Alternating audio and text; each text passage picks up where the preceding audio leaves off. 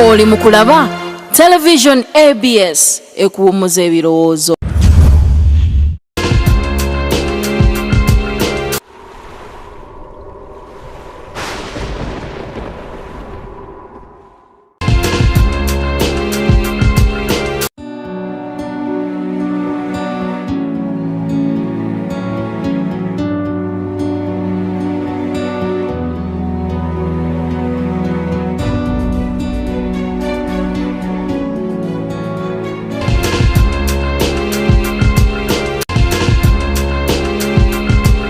Tutunulira akaseera akakazigizigi nga bakalondozi baffe bakozesa obuyambi bwa microtransmitter chip. Jjukira nti nakugamba akuuma kano kakolebwa mu nsi ya Buddaaki nga kakolebwa bakagezi munnyo oba bayite bamagezi gatta okuva mu University ye Netherlands oba giyite Buddaaki eyitibwa Walden University esangibwa mu district ye Minneapolis, Minnesota. Era kasembolingibwa mu Hosei University esangibwa mu kibuga kya Tokyo, Japan. Omulimu guno gwakolebwa abantu bangi nnyo naye gwakulembebwa omwami ayitibwa Yohoshide Sugar ne munne omukyala kagezi munnyo Hotaka Yamashita mu kibuga kya Tokyo, Japan.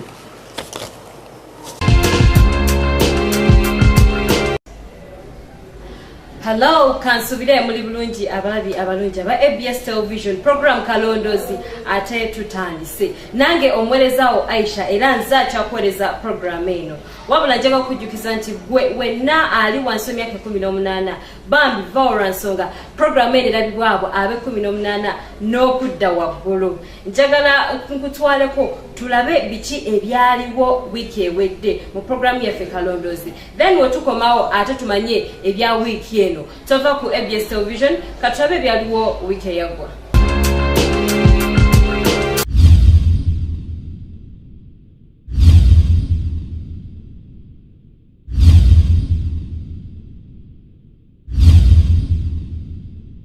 Amanya agange nze Nalmansi Wini. Ekindese wano ku ABS TV kwe kunyambako mu nsonga y'omwami wange. Omwana ono mulaba bulungi?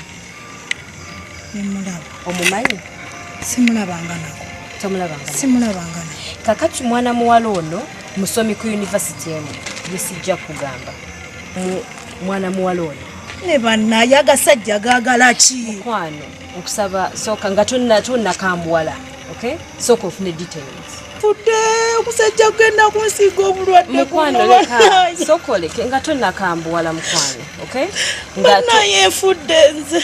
Mama wange nga tonna kambuwala okusaba concentrating wano.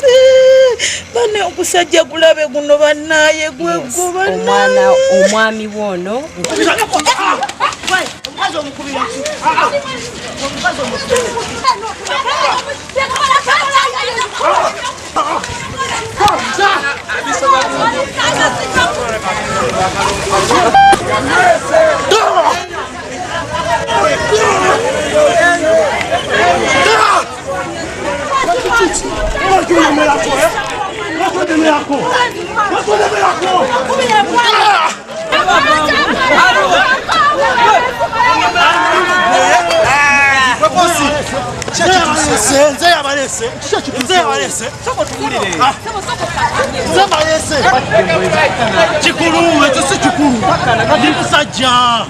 Ndi musajja kakana kisoboka kane kimulesa kamera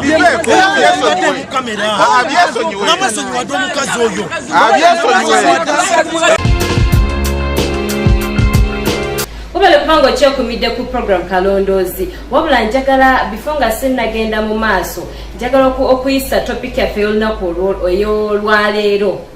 Omulamwa gwaffe guli nti kituufu okwesiga bannyinaffe n'abagalwa abaffe oba kale kankikunyonyole nti tugeze gwe mwami oyina sisita weewaka kituufu okwesiga sisita w'oyo ne mukazi wo weewaka.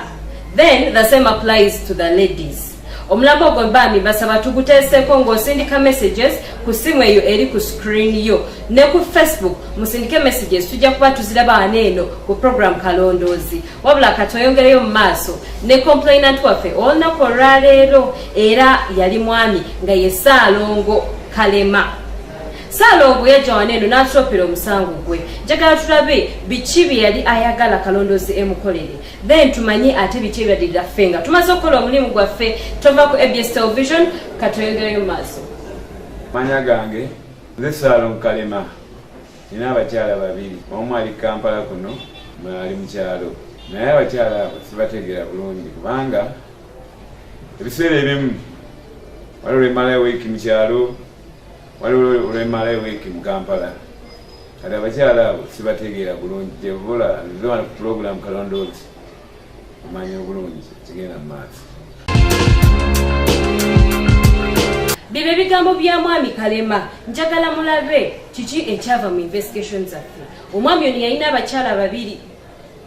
abakyala babiri namba emu ne namba bbiri. Njagala tumanye biki ebyava mu investigation lwa nsonga ye yali agala tulondola abakyala babiri. Era program ya wiiki eno yo yanjawulo nnyo tekibangawo mu program Kalondozi. Katoyongere mu maaso tumanye biki ebyava mu investigations zaffe ne program yaffe Kalondozi. Tovaawo.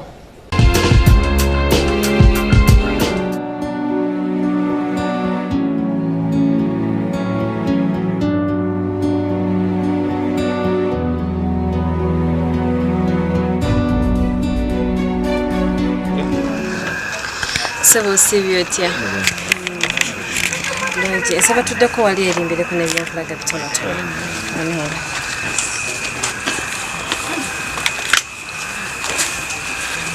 I think on wali okay, right? Ekikwisiza wano omulimu gwatukwasa. Okay. Abantu bano tubatya tiimu yange tuli nabo bali okutuwa protection kutukuuma. Okay. Omulimu gwaffe twagukola bulungi nga bakalondozi. Era njagala okubuuza oli ready okufuna bingenda okulaga? Oli ready okugumira amazima? Ndi ready kubanga ngenda mubakwaffe. Oli ready? Nsobola yogereko nnyo koze eddoboozi liri a bit low, eh? Ndi ready kubanga nze nabatuma omulimu gwennyini. Okay. Then ekyo ate kirungi. Kakati ebintu footage waffe ali kuno. Okay. Buli kimu kyagala okumenya kiri kuno. Okay. Era nsaba otundeko bulungi. Bw'atwatandika omulimu gwaffe. Twatandikira makaago. Tumanye ebiki ebibeera mu makaago. Watugamba olina amaka abiri. Okay. Nga twagala okumanya bw'obanga toliiwo period gy'obeera mu maka gali amalala kiki ekibeera mu makaago. Era bino byolaba waneeno bye twafuna. Nga bwe watugamba nti mu makaaga aga namba 2 mukyalawo abeera ne sisitawo mutowo, era ekiro ekyo twalaba sisitawo nga yeebase ali mu buliri. Wabula olunaku olwo walwawo okudda era wali tonnakomawo. Sisitawo yali yeebase n'agolokoka oluvannyuma lw'okuwulira omuntu akonkona ku luggi, era yasituka mu mpola n'akwata ekkubo n'agenda ku luggi alabe ataani oyo.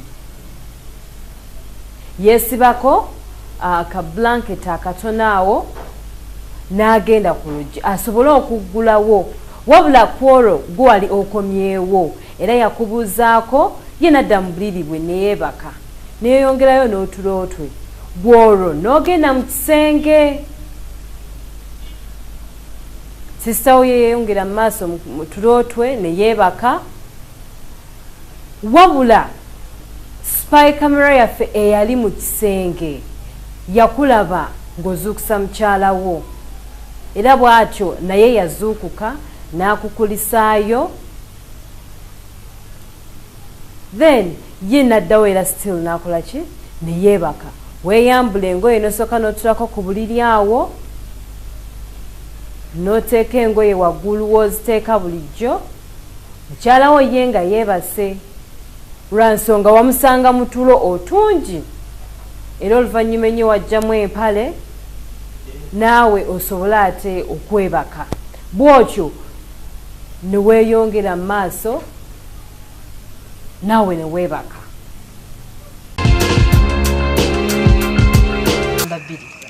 Namba 2 ono bambi naye twatuukako mu maka ge tulabe ate biki ebyali bigenda mu maaso erudda eyo. Omulaba awo ali mu maka ge talina buzibu, talina kyamaanyi kyakola, ali waka ng'omukyala wandigo yandibadde ewaka. Era olunaku olwo yafuluma mu nnyumba bambi wabula ng'alina omutembeeyi wa nakati gw'ayise. Yali agala ate kugula ku nakati oyo era yamulamuza n'alondamu ekikola ekyo kye yali yeetaaga n'asasula omusajja. Omusajja ye ne yeeyongerayo nga bw'omulaba awo. Bambi ye ng'ali awo talina buzibu bwonna, ali maka ge era olunaku olwo yali agenda kufumba mmere nga preparingira lanchi ye. Era bwe yamaliriza okusasula omusajja ono atunda nakati ye omusajja ne yeeyongerayo, mukyala wo ye n'adda mu nnyumba ate akola emirimu gye emirala.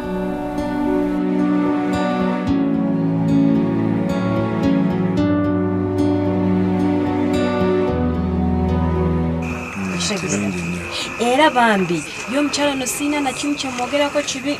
Era nsanyuse nnyo. Siina kibi kyonna kyonna andooza omulaba ali waka just akola mirimu gye. Era nga tukyali mu maka ge omukyala ono twamulaba bambi spy camera zaffe zaamukwata ng'alongosa wakaawe, alongosa ku ntebe ze, obutambala bwabutegeka bulungi nga bambi omukyala ono nga talina buzibu. Omukyala ono yali mukyala musirise nga tayogera, nga lwatambudde luba lwa nsonga. Tatera kutambula nti agenze mu banneyiba, nedda. Ebiseera ebisinga yabeeranga wakaawe era nga lwagamba nti kanveeko ewaka aba agenze mu katale oba mu bazadde be, nga bambi obulamu bwe tebulina buzibu bwonna.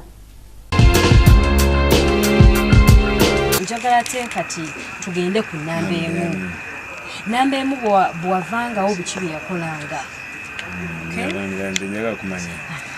Kati omukyala ono mu maka ganeno twakulabako ka microtransmitter chip kakukwata nga ofuluma ogenda.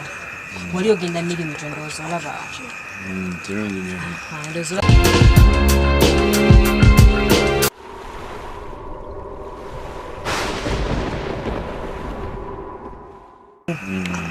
Mukyala namba emu ono yabeerangawo ne mutoowo omuwala. Yabadde abeerawo ne mwana. Mutoowo oyo omuwala yabeerangawo ne mukyala namba emu. Ndowooza era olaba olunaku olumu yali ayeza ku ngoye. Gekyali. Ekiraba bulungi? Kiraba. Ndowooza omulaba ayeza ngoye talina buzibu bwonna. Ekyegera mukwano. Mulaba. Bino byonna biri mu makaago. Era ndowooza omulaba olunaku olumu yakwata ekkubo n'agenda mu katale nga genze gula mmere. Ndowooza omulaba. Obiraba bulungi awo? Mwakola omulimu kyali. Yagula amanda n'agula amatooke kw'ossa n'ennyaanya. Ng'olwo nno naye yeetegekera kyamisana ng'alese sisitawo ewaka akola emirimu emirala. Era omwami ono yamuteeramu buli kimu kyayagala mu kaveera ke yali atutte. Ndowooza olaba ago ge manda. Olwo ng'omwami ampimira amanda. Bino byonna mbikulaga olabe wa gye tuvudde, olabe Kalondozi kiki kyasobola okukola, wa gy'asobola okutuuka, nti buli wamu tutuukayo. Era bwe yakomawo yajja n'asooka n'ayingirako mu nnyumba oluvannyuma ennyo n'afuluma nga bw'akuma essigiri. Ebyo byonna nga ba investigators baffe babifuna kw'ossa ne spy camera n'akuuma kaffe ka microtransmitter chip. Byonna nga babifuna bulungi era omukyalo ono yategeka ate asobole okuwaata emmere ye. Ndowooza olaba bwe yamaliriza okukuma essigiri n'anaabako mu ngalo so that awaata emmere. Era bwe yakomawo omulaba ndowooza bwe yakomawo n'atandika okugiwaata emmere. Kituufu mwakola omulimu naye. Era mu kuwaata emmere sisita wo ba akuuma kaamulaba ng'akomawo yalina ebintu byaleese nga bigenda kuyambako omukyalo ono okufumba era ye oluvannyuma yakwata ekkubo n'ayingira mu nnyumba ng'alese omukyalo ono awaata emmere. Omukyalo ono omulinamu abaana ndowooza olaba bebi wammwe omuto omuwere lastborn wammwe omulaba yali akaaba kwolwo ngakomye okuva mu katale. Kituufu mwanondoola. Ndowooza okiraba bulungi. Bino byonna biri makaago. Bino byonna tubifunira mu makaago. Ndowooza okiraba bulungi. Njagala wetegereza ebintu bino. Era ndiraba. Kituufu mwanondoola ndiraba wano. Omukyalo ono yatuula wansi n'atandika okuyonsa omwana lwansonga omwana ono ejjala yali etandise omuluma. Kirabika yali ava mu kwebaka, yali ava mu tulo. Era yatandika omulimu gwe ogw'okulabirira omwana olwo nga sisita wo wamuyambako mu kuwujja essigiri asobole okufumba emmere gye banaalya.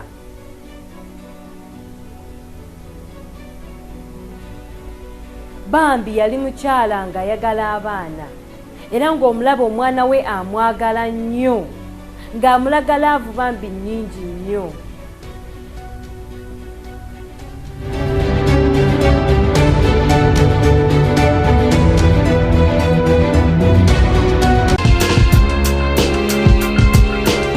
Wabula mukyala namba 2 naye twasobola okumulondoola nga twagala tumanyi kiki ddala omukyalo ono kyali.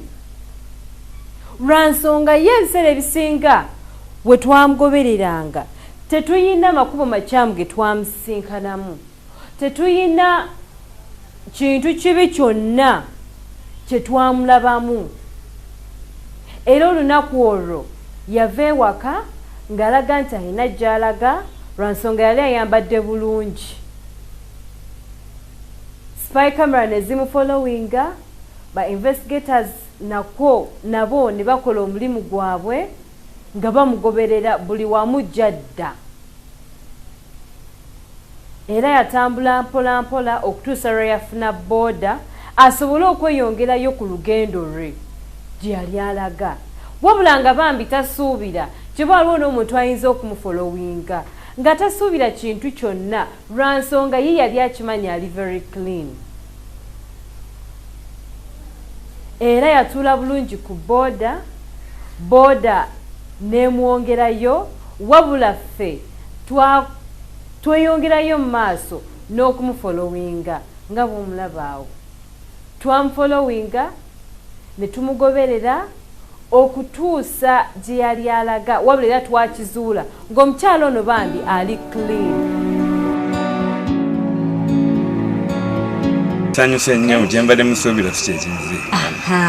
Namba 2 bambi yo yali very clean. Mukama Nyanda, amiina.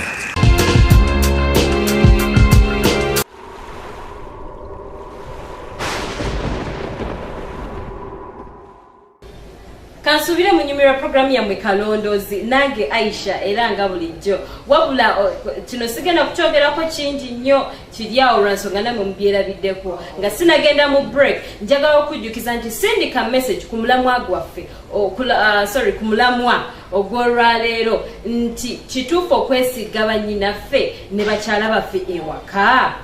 Sendika message yo tujja kuba tugifuna neno butalevu ku ABS television. Kangendeko mu short break then atenkomewo tulabe biki ebyaddirira oluvannyuma olw'ekyo.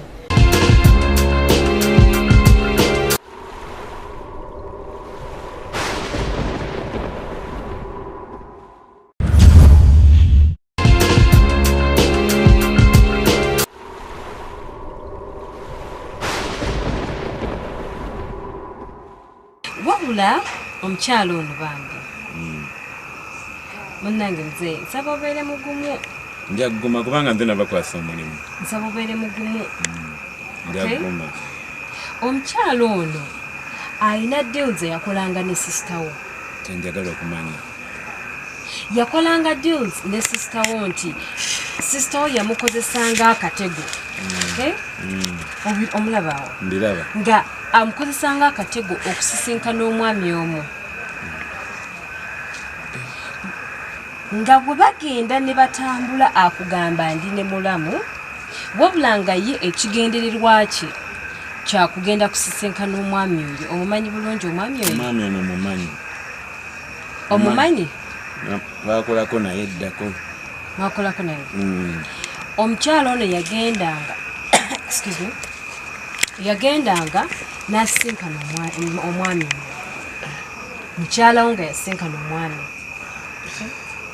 naye nga buli wavaawo ewaka atambula ne sisita wo oba mutowo era mu kumunoonyerezaako ennyo twagenda okukizuula nga balina enkolagana wakati waabwe mukyala wo n'omwami ono ffe mu kusooka twalowooza omwami ono naki bawa sisita wo oba muko wabula kano yakakozesanga katego kalaba bulungi yakakozesanga katego okitegeera ndowooza obiraba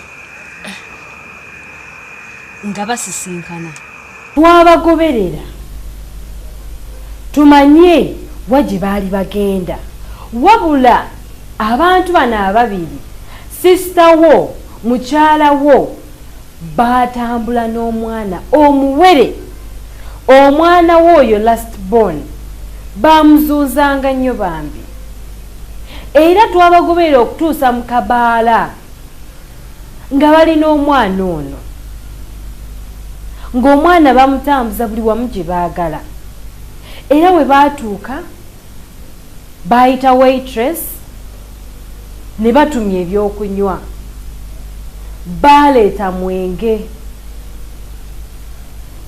era waitress teyali mubi ye n'akwata ekkubo n'agenda aleeta omwenge nga balina omwana wo imagine omwana wo mu bbaala omwana omuwere omukyalo ono bambi teyalina nsonyi tiyakwekerera mwami ono nti oba mufumbo oba ayina omwana nedda buli kimu baakikola ng'omwami akimanyi nti omukyala gwali naye mufumbo era that is why batambulanga nnyo n'omwana ono omuwala sisita wo asobole okubayambako okusitula omwana asobole okubayambako nti nkesi ng'okubye essimu abeerawo gw'olowooze nti omukyala tali makubo makyamu naye ng'ate yali makubo makyamu era oluvannyuma ennyo omuwala ono naye ate yafunayo gwanyumya naye mu bbaala eyo nga basanyufu nga bw'obalabaawo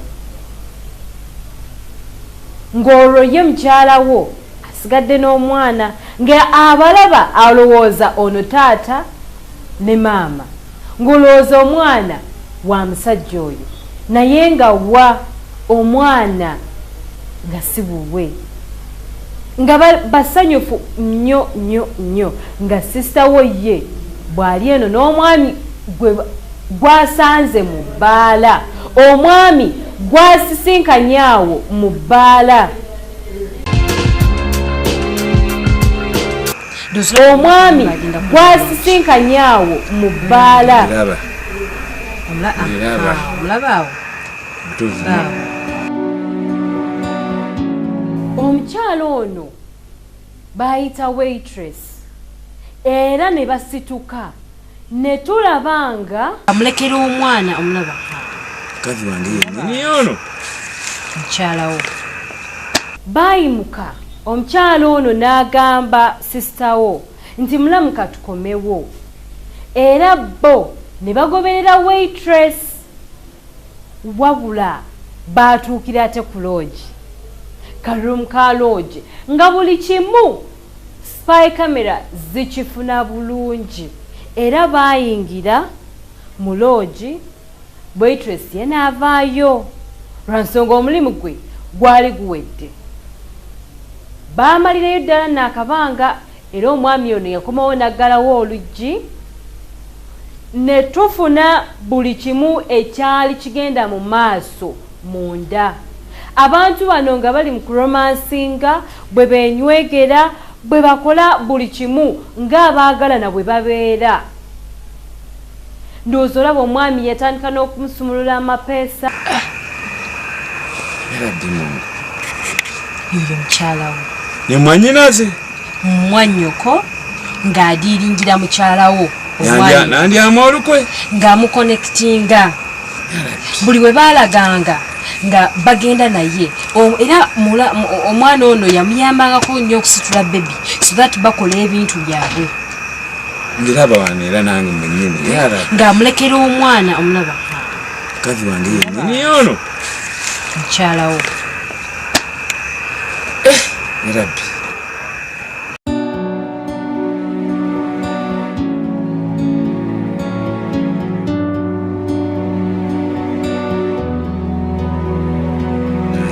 Nebeeyambula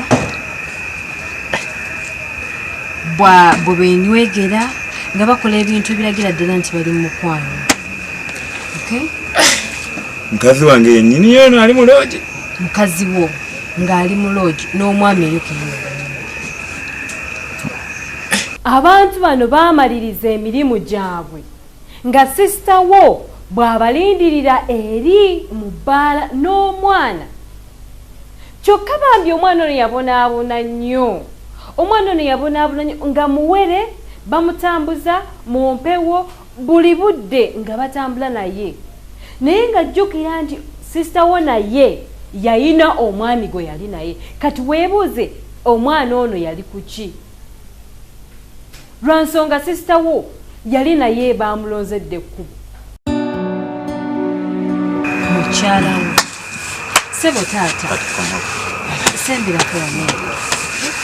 Yono mukyala wange. Omulaba bulungi. Yali mu loogi mukazi wange omukulu. Nywegera. Kyokka omukyala. Sebo. Sebo taata. Mukyala namba 2 kyatasobola kukola. Ate nga muto ku mukyala ono. Yanze Sebo sono yaladde mungu. Kyatasobola kukola. Mukyala njagala nkubuulire omukyala ono yali nga mugezi nnyo. Olunaku olumu wajjako n'ewaka. No omwami oyo golabira ddala awali ne mukyala wo nga waali ewaka. Nga waali wabula tewasobola bakwatiriza bulungi lwansonga sisita wo yayangwa mangu n'abagamba nti baabakomyewo. Ne mwannyinaze? Olunaku olumu twalondoola mukyala wo omukulu oba gwe twandiyise nnamba emu. Wabula gye twamusanga we twamusisinkana yali n'omwami omu. Twabagoberera mu mpola empola okutuusa mu kifo ekimu. Wabula ekifo ekyo kaali ka guest house. Ne twebuuza omukyalo ono ali ku ki? Mu bifo byonna byonna ebisanyukirwamu yalabyeyo guest house. Era yayingira mu kifo ekyo n'omwami ono okutuusa bwe baali bagenda.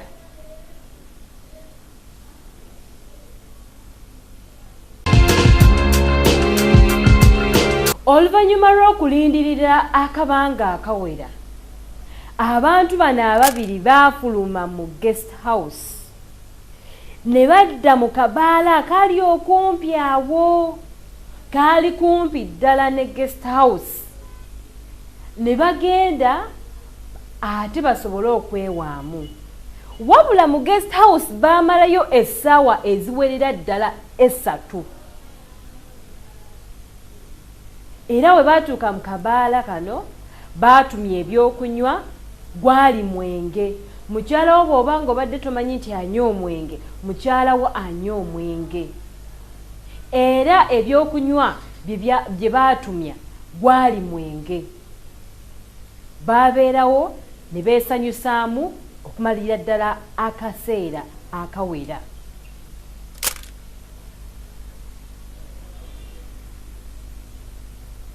Bambi ekintu kino kye baali balina wakati waabwe nga kiriko question mark nga walinga awateeberezebwa okubanga balina ate omukwano ogw'enjawulo.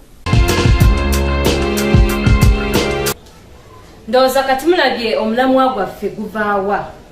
Sisita wono omwami wa Ssaalongo yakolagananga ne mulamu we ne bagenda ne benda nga bagenda mu bbaala nga bakozesa sisita nga excuse nti batambudde babiri, kumbe omukyalo ono agenze kusisinkana mwagalwa we ow'ebbali. Mubirabye wabula kangende mu short break, then bwe tukomawo tumanye Ssaalongo ng'amaliriza okumanya ebyo byonna biki ebyaddirira. Tova ku program Kalondozi, katugendeko tuwumuleko ate.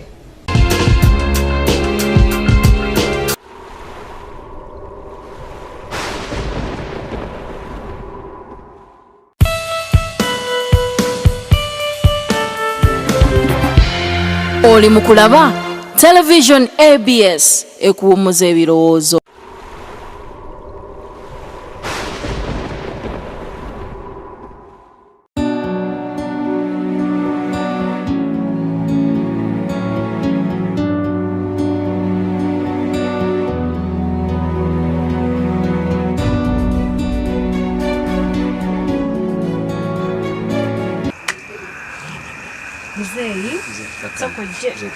Mzee soko kakane.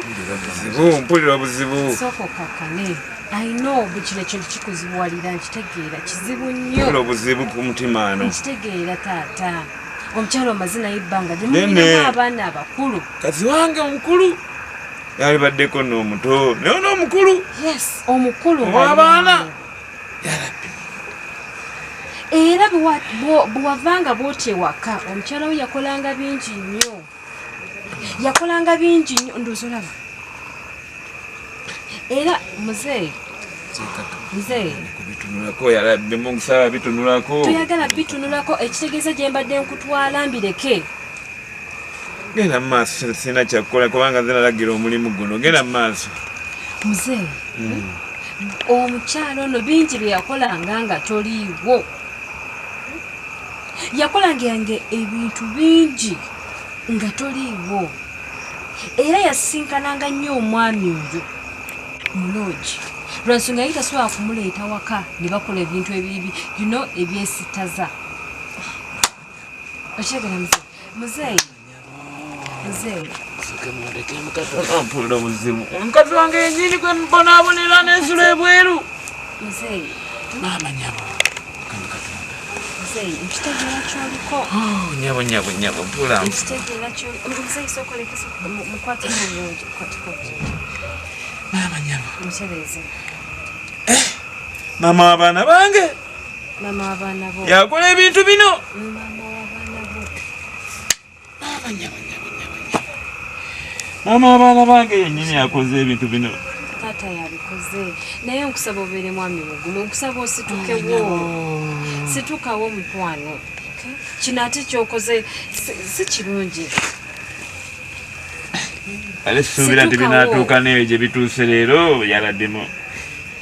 Kakati mzee. Nkusaba tukole ekintu kimu.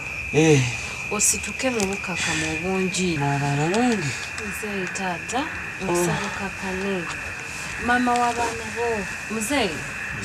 Mzee katula bulungi taata. Mukazi wange yakoze ebintu bino. Mama w'abaana gwe tuwangadde naye ebbanga ddene gwe mbonaabonera yalabbi. Mzee. Mzee. Maama nyabo. Musooke mundekemu katono. Senga sakkiriza nakundaga bifaananyi bino. Manyiza okutta omuntu. Nza okutta omuntu. Mzee tula bulungi taata. Mama abaana yakoze bino ebintu. Ndaba basiraba. Ndowooza bannange tukome wano mukwano. Bino byolabyeko ne besikutwala kuba pressure ziyinza okukubirayo. Muyambe kwa nini?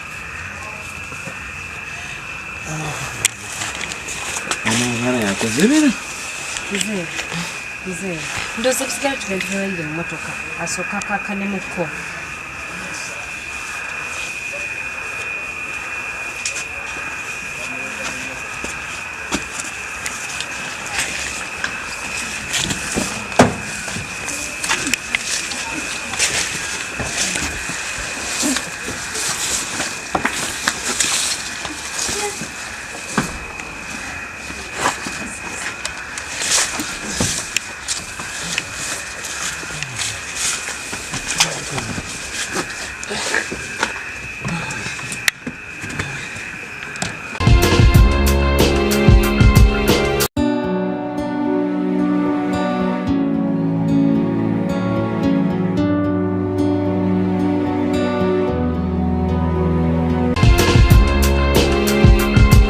Toka mudwairo twale mzee. Tugende mudwairo.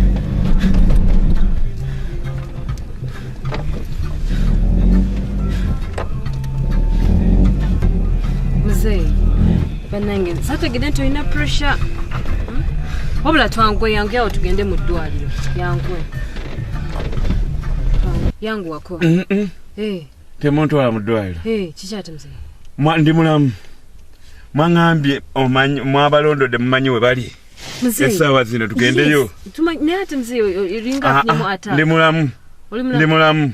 Mzee tugende tubasange. Tugende tubasange wangambye wabalondode mumanyi we bali tugendeyo. Nedda. Tugende nkwe gayiridde nyamba tugendeyo. Tugende simple motoka tugende.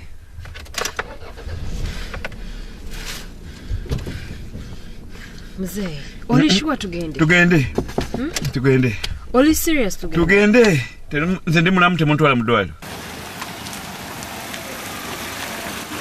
Twatuuka mu kifo kino investigator ke yali atulagiridde nti abantu bano ababiri mwe bali. Wabula ffe twatuuka mu kifo ekyo twazigala bweru lwa nsonga twali tetwagala kukola kacyankalano konna mu bbaala era twabalinda okutuusa lwe baafulumayo ne tulyoka tubafunira awo.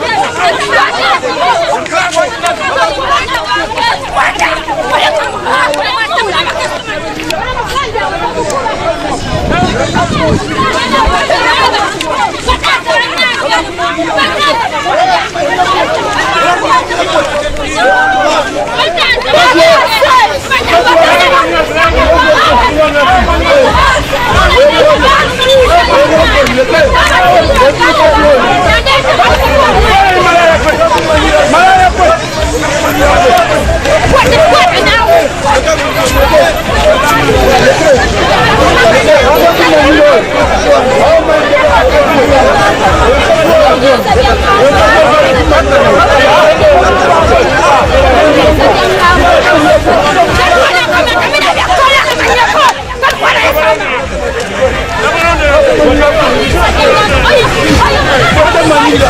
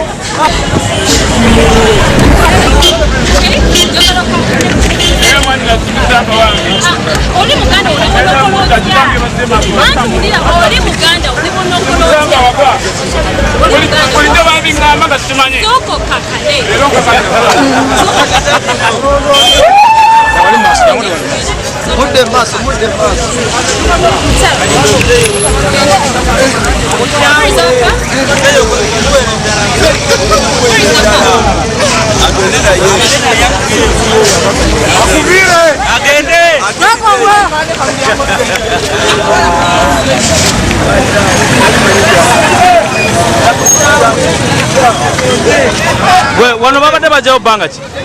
Baali baze kuwona? Bajja buli nnaku okulya ssente. Bajja ddala okulya ssente. Akakagende bugenzi. Era wali kafuzi. Abaddayi bwatudde ku ttaka bannange awunze. Akakazi kacaawe.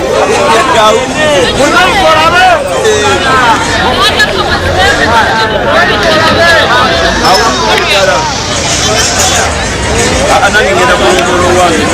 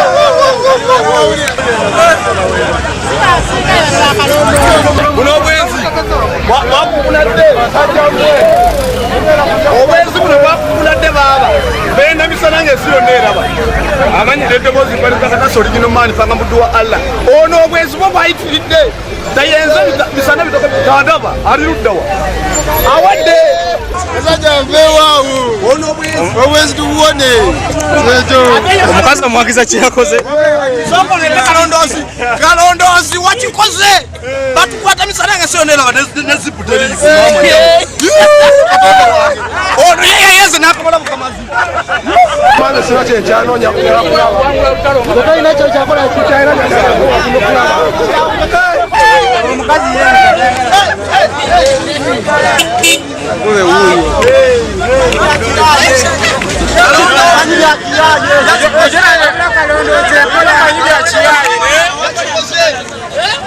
mwabasajja abenda kuloka kumorokoza mu mutije mwenjawo lwaki basajja mwe mwenda nnyo mu budde obukyamu akoze enso mugaba tabyagala mwene ye mutuke mutegendi mu njiri emudanga mukwenda we mutu tuyambe ku bwenzi abakazi benda nnyo okusinga abakazi benda okusinga abasajja zora wabirina kujja ekawala ekawala nange nyambe ngenda kulondola nalumasu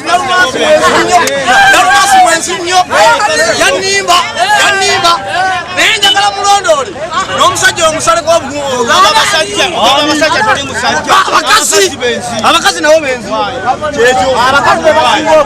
abakazi benzi yafuna akakazi kato abakazi benzi nnyo nagabe tebiriyo balimba nengetukaaaatinanga bitufu mbadde manyi byakiyaye nga tebiriyo nengaba bino byakiyaye mayikazanye bakateka obutesi ono mujulizi ekyo bagamba Kalondozi wakiyaye nerabideko ddala bwenti era nga bitufu ono ali wano akakasa ebiri era nzikiriza ye muntu abafuna atya zikiriza ddala nange mbisinganyo mubusinganyi wano abafumbo omwami tutrenga mutwala mu ddwaliro alinga agenda kufuna pressure then oli omukyala ye tumuyambi amujoko zikeyo sebadde nnene nnyo badde yamaanyi era isa tubaye tumanyi byakyali n'ebituufu tasokyera kulondoola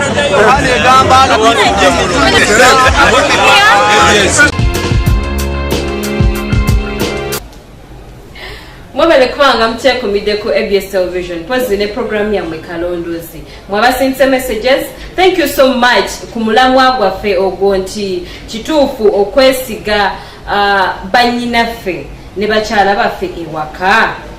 Njagala nsomeyo obutonotono then ate tukigale ekyolunaku olwaliro. Nja kutandika ne mwami Charles Sempuuma. Charles yagamba ne bwe muba baluganda nga taata ne maama y'omu emitima gyammwe giba myawufu, so tosembeza nnyo bantu bo na mukyala wo. Bye bigambo bya Charles. Mpozi ono ye Samuel Becker yagambye bw'oteesiga mwannyoko weesigaani. Okay, then ono ye agambye si kituufu kuba tomanyi ndowooza zaabwe. Tomanyi ndowooza zaabwe. Ono ng'abadde nabisinde. Betty, thank you so much.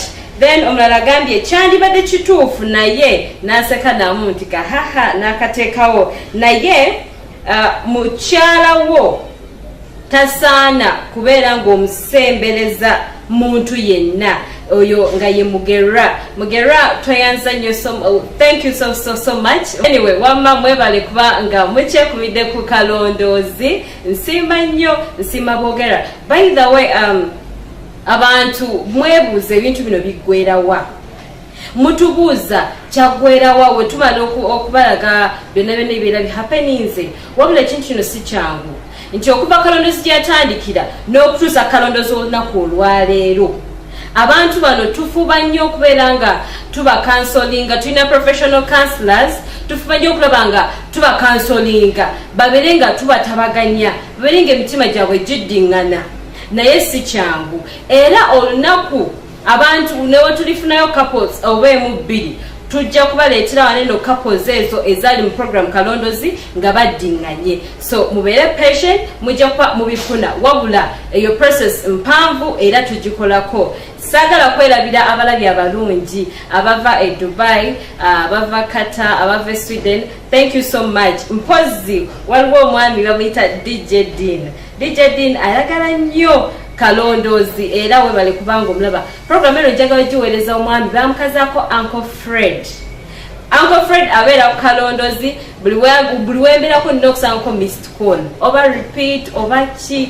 Thank you so much Uncle Fred. Mpozi ne editor wange oyo yesala kumwerabira ye Ranks Kalyango Tata Shakul nti omulimu gwakola gwa muwendo nnyo wabula sigende kambireke. Then makeup artist wange Helena Kabuye abakolera Sanyuka Weewunye amanye okukola kano ya Sanyuka Weewunye. Thank you so much. Yankozeko okubeera nga nfaanana bwenti obulungi ennyo nendabikako ku TV ya oba ku screen yo.